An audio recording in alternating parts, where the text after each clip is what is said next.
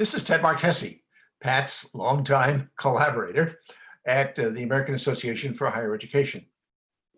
In 1984, with help from Clifford Alleman, we pried $75,000 loose from the Department of Education and ran a conference in Columbia, South Carolina on this new thing called assessment.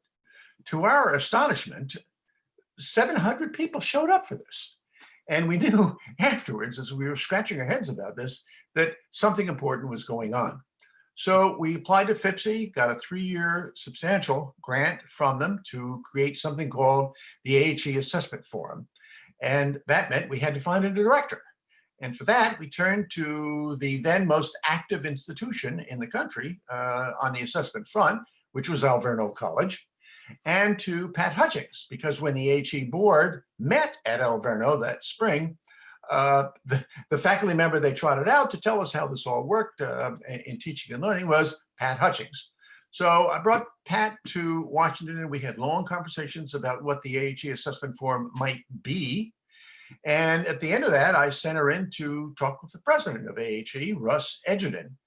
And Russ furrowed his brow as he would, and he looks at her resume and he goes, "What is this? You're a poet. What kind of a poet?" And Pat says, "Hard-edged, urban."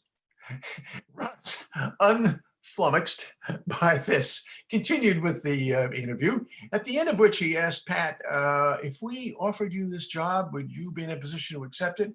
Pat said, "Oh, Ted's already offered me the job and I've accepted." So much for being the president of AHE. Hey, Russ, if Russ's health had permitted, he would have done one of these Zoom clips and been the greatest champion of Pat. Russ was the person who convinced Lee Shulman to interview Pat for the vice presidency of the Carnegie Foundation for the Advancement of Teaching. Lee was just coming into the presidency. Russ was on that board. And I'll tell you, it was one of the greatest appointments that Lee ever made. And what a mensch he was, and what a great vice president of CFAT Pat was. Now, once at AHE, and this is now back in 1985, Pat put together the flesh around the bones of the AHE Assessment Forum. It was a resource center. People, hundreds of people called up and wanted information. It put out publications, and it began what became an annual conference of assessment. The first one was in '86 in Denver, and subsequent ones by the late '80s, it was attracting 1,900 people to, I'm thinking of the meeting in Chicago.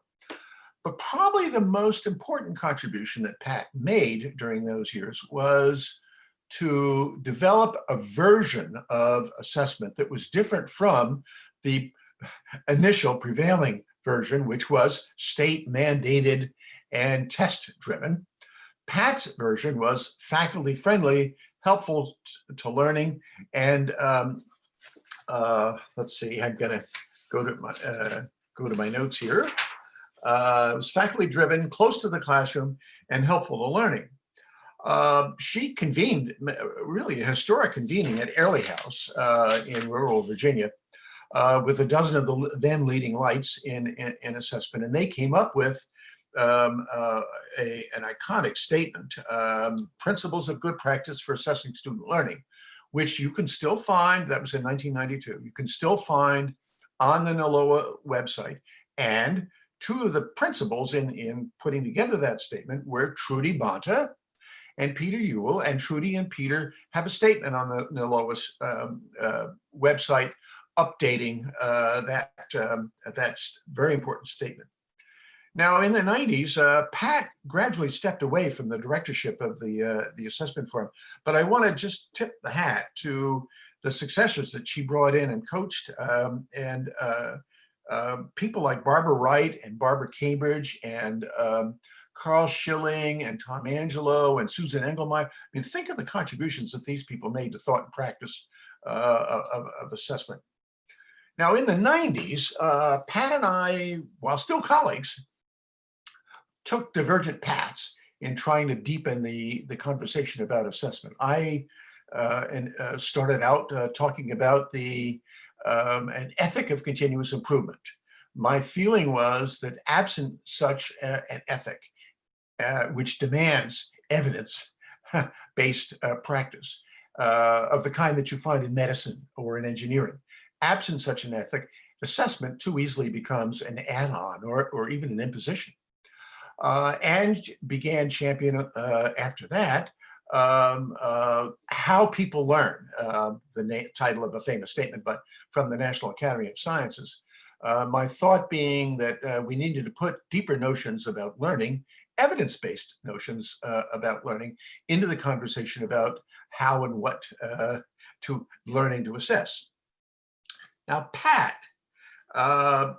took a different path, and one that has had, I have to say, longer legs. And it was an attempt to deepen the conversation about assessment. That is, she championed a scholarship of teaching. This was an idea originally developed by Jean Rice. It was sketchily popularized by Ernest Boyer in his widely read book, College. Pat really is the one who put flesh and bones on that concept. And over the years at AHE and then at the Carnegie Foundation, think of the papers, the books, the talks and speeches, the campus visits, the projects with multiple institutions involved that put, as I say, real flesh and bones on this concept. It's a great achievement.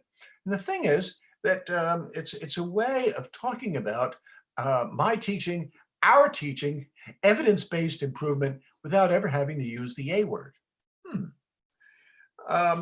I want to just conclude by expressing my appreciation and gratitude to NILOA, to AAC&U, to Trudy Bonta for think of the string of publications and meetings that she's been behind, and many other parties for carrying forward the work begun by Pat Hutchings with the AHE Assessment Forum.